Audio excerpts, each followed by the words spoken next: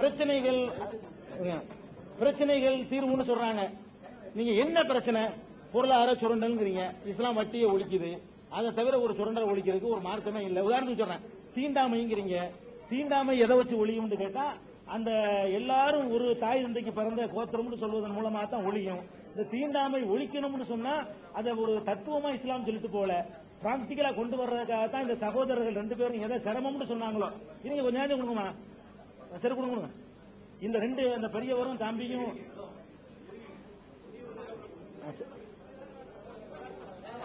சரி கொடுத்துருங்க. சலசலப்பு இல்லாம கொடுத்துருங்க. அப்ப நீங்க இந்த ஐயாவும் தம்பியும் கேட்டாங்க இல்லையா, 5 நேரம் போற சிரமம். உங்களுக்கு சிரமமா இருக்கணும். முஸ்லீம்கள்ட்ட இந்த தீண்டாம ஒளிஞ்சதுக்கு என்ன காரணம் தெரியுமா? வெறுமனே தத்துவமா சொல்லிக்கிட்டு இருக்காம 5 நேரம் அவனை நிப்பாட்டி வைக்கிறோம். இவனுக்கு பக்கத்துல அவன், அவனுக்கு பக்கத்துல இவன், இவனுக்கு பின்னாடி அவன், அவனுக்கு பின்னாடி இவன். அப்படிங்கும் போது என்ன ஆகுதுன்னா, முதல்ல வர்றான், இவன் என்னடா தாழ்ந்தவன் ஏன் பின்னால் நிக்கிறான் அப்படின்னு முதல் நாள் நினைக்குவேன். அடுத்த நேரம் நின்றா பாதி குறையும், மறுபடியும் போய் நில்லு, அப்புறம் எவனிக்கிறானே எனக்கு தெரியாது. அந்த அளவுக்கு எல்லாரையும் நான் சமமா ஆக்கிறேன்.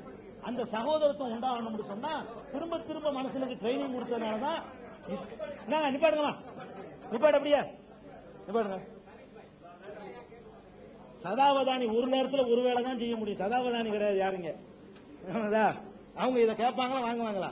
இப்ப நல்லா கவனிங்க. இப்ப 2 பேருக்கு நினைச்ச நான் சொல்லி போறேன்.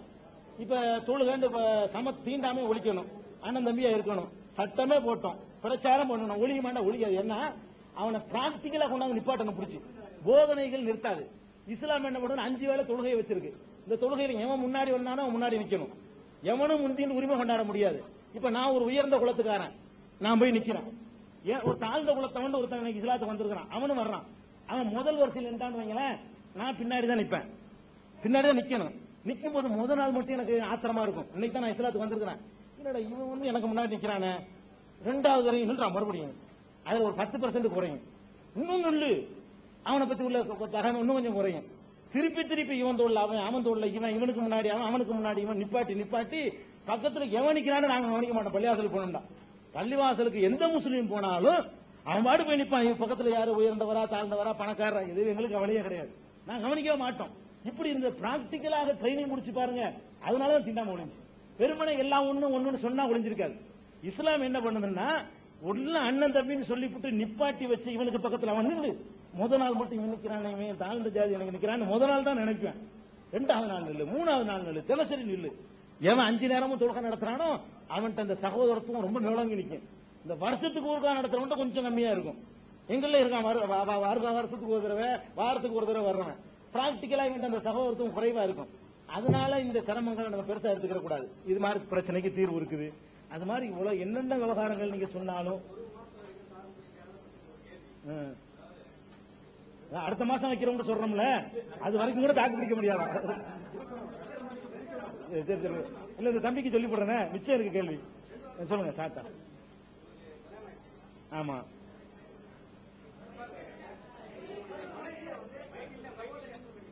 சொல்ல மாட்டோம். ஆமா, இல்ல சொல்ல மாட்டோம்.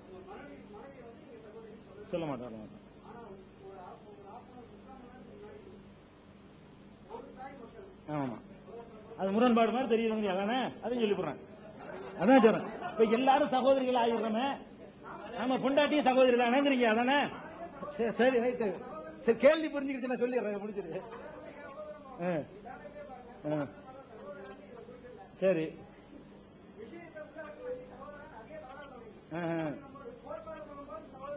முரண்பாடு மாதிரி தெரியுது உங்களுக்கு. சரி, அப்ப தம்பி கேட்டதுக்கு வருவோம். ஐயாவும் கேட்டிருக்கிறாங்க, இந்த 5 வேளை தொழுகைங்கிறது ரொம்ப சிரமமா உள்ளது, இதெல்லாம் சாத்தியப்படுமா? ஒரு மனிதனுக்கு நேரமே பத்தலன்னு சொல்லிட்டு, இதெல்லாம் சும்மா சொல்றதுங்க. நேரம் பத்தலைன்னா இவனுக்கு பொழுதுபோக்கு இவ்வளவு சாதனை எதுக்கு? நேரம் போகலங்கிறான். உண்மை என்ன தெரியுமா? பொழுது போகலையாம். பொழுது போக்குறதுக்குண்டே நினைச்சு கண்டுபிடிக்கிறான். பொழுதே போகலங்க. எவனுக்கு நேரம் பத்தல என்று சொல்லுங்க பார்ப்போம். இருக்கிற நேரத்தை போக்குறதுக்கு வழி இல்லைன்னு தான் அவன் டிராமா, நாடகம், கூத்து, சினிமா, பீச்சுன்னு போய்கிட்டு இருக்கான். இது ஒண்ணு. அதனால நேரம் பத்தலன்னு சொல்லாதீங்க. இந்த தொழுகை என்பதுங்க ஒரு பஞ்சுவாலிட்டி முதல் உண்டாகும். ஒரு டயத்துக்கு போய் நின்று இன்னொன்னு நீங்க விளங்கிக்கணும். இஸ்லாத்தின் அடிப்படை நோக்கம் என்ன தெரியுமா? கடவுள் ஒருத்தருக்கு அவன் பார்த்துக்கிட்டு இருக்கான். இந்த நம்பிக்கை பலப்பட நான் மோசடி செய்யறதுக்கு பயப்படுவேன், யோசிப்பேன். ஆஹா, கடவுள் இருக்காரு, பார்த்துட்டு இருக்காரு, நான் மோசடிக்க கூடாது, ஏமாத்த கூடாது, திருடக்கூடாது, விசாரம் பண்ணக்கூடாது, கொள்ளடிக்க கூடாது. இந்த நம்பிக்கை திரும்ப திரும்ப வலுப்பெறணும்னு சொன்னா அந்த கடவுள் இருக்கிறான், கடவுள் இருக்கிறான், கடவுள் இருக்கிறாங்கிற நம்பிக்கையை திரும்ப திரும்ப எனக்குள்ள ஏத்திக்கிறது இருக்க, நான் வெளி உலகத்தில் நல்லவனா நடப்பதற்கான ஒரு வாய்ப்பு. இதை நீங்க புரிஞ்சுக்கணும்.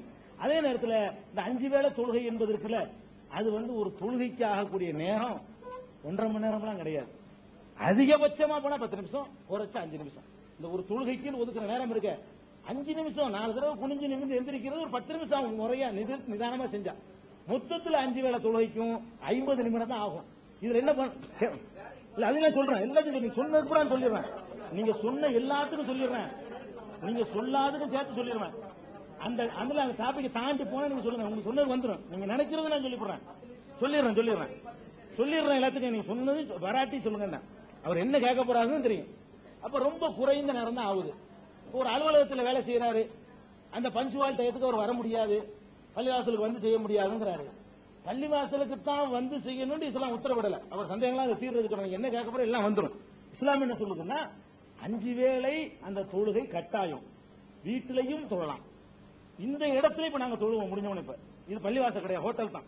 இப்ப உங்க சாப்பாட்டு வேலையில நாங்க இங்கதான் தொழுவ போறோம். இப்ப பள்ளிவாசலுக்கு மனக்கட்டு போக மாட்டோம், இங்க தொழுவோம். ரோட்ல தொழுவலாம், தெருவுல தொழுவலாம், எங்க வேண்டாலும் தொழுவலாம். சுத்தமா இருக்கணும் இடம், அசுத்தம், மழை ஜலம், சிறுநீர், சாக்கடை அதெல்லாம் இல்லாம அந்த இடம் சுத்தமா இருக்கணும். கைகால் முகத்தை எல்லாம் கழுவி சுத்தமா நாம இருக்கணும். அணிஞ்சு இருக்கிற ஆடை சுத்தமா இருக்கணும். இந்த 3 கண்டிஷனுக்கு உட்பட்டு எங்கேயும் தொழலாம். பள்ளிவாசலுக்கு போக வசதி உள்ளவர்கள் அதற்கு போவது சிறப்பு. அந்த வாய்ப்பு இருக்கும்போது போங்க. ஒரு அலுவலகத்தில் வேலை பார்க்கிறாரு, அங்க இருந்து பள்ளிவாசலுக்கு வர்றதுக்கு ஒரு அலுவலகத்துக்கு பர்மிஷன் கொடுப்பானா? தொழுவுறதுக்கு 10 நிமிஷமா இருந்தாலும் போயிட்டு வரதுக்கு 1 மணி நேரம் ஆகும், உட்காராண்டுவான். அதெல்லாம் இதுதான் செய்யுது. ஒரு பாத்ரூம் போயிட்டு அவனை தம் அடிக்கிறதுக்கு 10 நிமிஷம் செலவழிக்கிறீல்ல, அந்த நேரம் தான் தொழுவைக்கு. அவ்வளவுதான விஷயம், அங்க தொழிலாமல் ஒதுக்கி. அப்ப நம்ம என்ன பண்றோம், பள்ளிவாசலுக்கு வர வாய்ப்பு உள்ளவர்கள் அந்த சகோதரத்துவம், அந்த சமத்துவம், அந்த ஒரு இணைப்பு, அந்த சமூக ஒற்றுமை அதெல்லாம் பெற்றுக்கொள்வதற்காக வாய்ப்பு கிடைக்கும் போது வரலாம். சிறப்பு இருக்குது, அதிகமான கூடுதல் நன்மை இருக்குது. ஒருவர் அந்த மாதிரி வாய்ப்பே இல்ல, வீட்டுல தொழுகிறாரு, ஆபீஸ்ல தொழுகிறாரு, திடல்ல தொழுகிறாரு, விளையாட்டு மைதானத்தில் தொழுகிறாரு, தப்பே இல்ல, கடமை நிறைவேற்றிட்டாரு. ஏன் அந்த கேள்வி வராது? இதுல என்ன உங்களுக்கு சிரமம் இருக்குது? இது தம்பி அதான கேட்க நினைச்சிய, அதான் அந்த கேள்வி தான் கேட்க நினைச்சேன். அதுதான் சொல்றேன், எல்லாத்தையும் நான் சொல்லி போறேன். ஜமாத் கூட்டு தொழுகை என்பது வரவேற்கப்பட்டது, சிறப்புக்குரியது. கடமை எப்படியாவது தொழுதரணும், எங்க வேண்டாலும் தொழுதரணும். இது ஒரு அம்சம். அப்புறம் ஹஜ்ஜை பத்தி ஐயா சொல்லும் பொழுது எல்லாத்தையும் கடைபிடிக்க முடியாதுங்கிறாரு. எல்லாத்தையும் ஹஜ்ஜி செய்யுமாறு இஸ்லாம் சொல்லலங்க.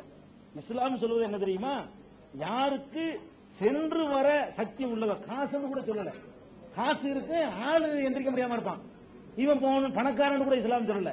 சென்று வர சக்தி யாருக்கு இருக்கிறதோ அவருக்கு காசால சக்தி இருக்கணும், உடல் நலத்தால சக்தி இருக்கணும். 95 வயசு அவருக்கு, இவர் பிளாட்ல கூட ஏத்த மாட்டான். இவரை போய் அச்சு செய்யறது கடமை ஏன்டா செய்யணும் கடவுள் கேட்பாரு? கேட்க மாட்டாரு. யாரு கடமையாக்குது? என்கிட்ட காசும் இருக்குது, டைமும் இருக்குது, உடல்ல ஆரோக்கியமும் இருக்குது, டிக்கெட்டும் கிடைக்குது, கவர்மெண்ட் அனுமதிச்சு விட்டான், பாஸ்போர்ட்டும் இருக்குது, விசாவும் கொடுத்து விட்டான், போக வேண்டியதானே. இதுதான் இஸ்லாம் சொல்லுவதை தவிர அதை கம்பல் பண்ணி இருந்தாலும் போ, இல்லாட்டாலும் போ, கடன் வாங்கிட்டு போ, அங்க போய் சாவுற கண்டிஷன்ல இருந்தாலும் இப்படி சொல்லவே இல்லை.